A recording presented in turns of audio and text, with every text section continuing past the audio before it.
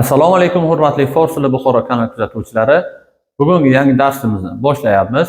Bugungi darsimizda ayrim bir harf va harf birikmalarining imlosi va talaffuzi bilan tanishamiz.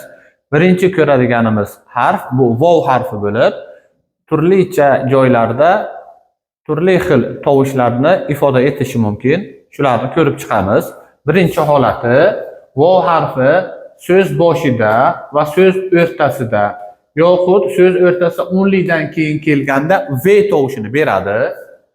Vatan, vazir, devor, javob. Bu so'zlarning barchasi o'zbek tilida ishlatiladi. Faqat devorni devor deb ishlatamiz. Ikkinchi qator ayrim so'z oxirida o'ndoshidan keyin kelganda ham vov tovushini beradi. O'zim bu a'zo degani, masalan, tana a'zosi yoki bir partiya a'zosi ma'nosida. Va sarv bilamiz, bu daraxtning nomi. Ikkinchi tovushi so'z o'rtasi yoki so'z oxirida o diftongini beradi. Diftonglar mavzusini o'tganda tanishgan edik. Ko'ramiz yana. Ravshan, ya'ni yorug', Novruz bu Navruz, Ravg'an yog', Jow arpa, nov yangi. Uchinchi holati so'z o'rtasi yoki so'z oxirida qisqa o'nli o tovushini beradi. Xurshid quyosh, xo'rdan yemoq, ayrim paytda ichmoq o'rnidan keladi. T sen va d ikki. Ana endi mana bu holati o'zbek tilida ayrim holatlarda so'z oxirida kelganda harfning tushib qolishi bor talaffuzda. Fors tilida bu faqat bitta holatda bo'ladi. Qachonki x harfidan keyin vov kelib, undan keyin o kelsa, mana shu holatda talaffuz qilinmaydi. Ya'ni x bilan alif orasida vov kelsa, o'qilmaydi. Bu yerda ko'ryapmiz: Xorazm, Xohar, Xohish, Xob va Xon. Garchi vov yozilsa-da talaffuz etilmaydi. Ya'ni Xorazm, Xohar bu opa singil ma'nosida, Xohish istak, Xob uyqu va Xon bu dasturxon. Oxirgi beradigan tovushi qolgan holatlarda cho'ziq o'nli u ni ifodalaydi. So'z boshida alifdan keyin kelsa, so'z o'rtasi va u tovushini beradi. So'z oxirida ham bu yerda mana ko'ramiz, bu u degani men sen u. Ikkinchisi mush, ya'ni sichqon, tufon, ya'ni to'fon, birun tashqari, diruz kecha, omuzgor maktab o'qituvchisi. So'z oxirida ham uni beradi. Masalan, kadu so'zi bor, bu qovoq degani, yoki donishju so'zi bor, bu talaba degani. Demak, vov quyidagi 5 ta holatdan birida bo'ladi.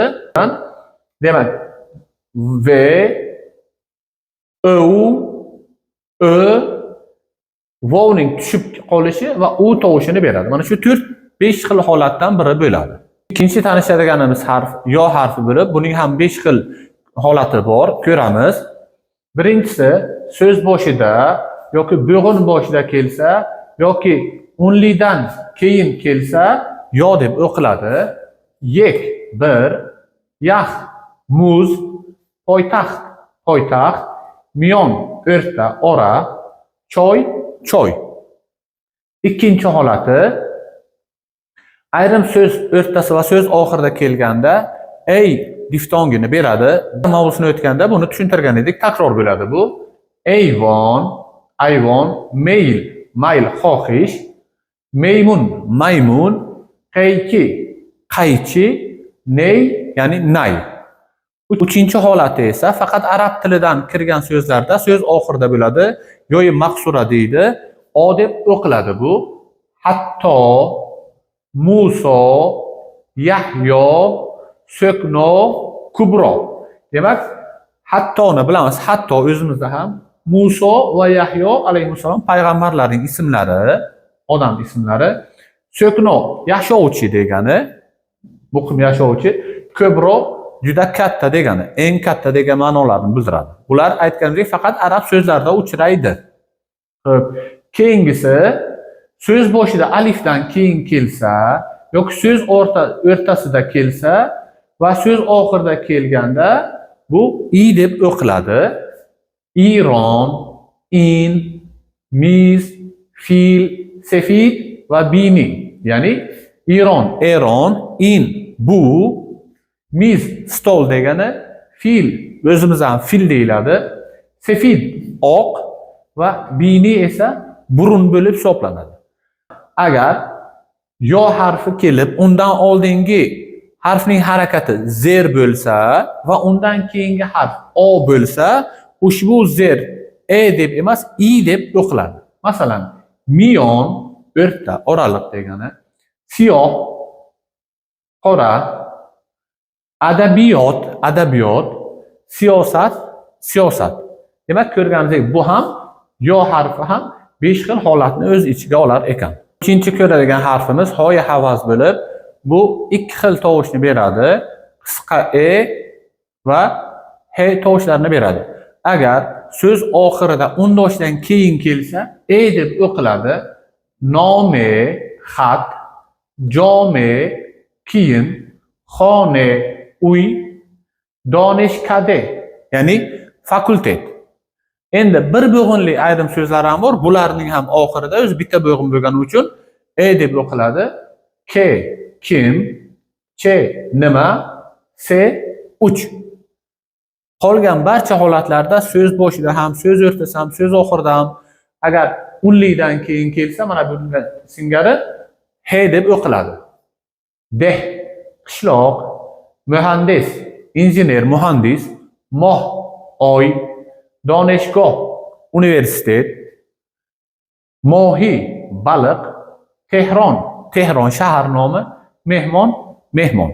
Mana shu 3 ta harflarda turli ko'rinishlar borligini ko'rdik, talaffuz bilan tanishib chiqdik.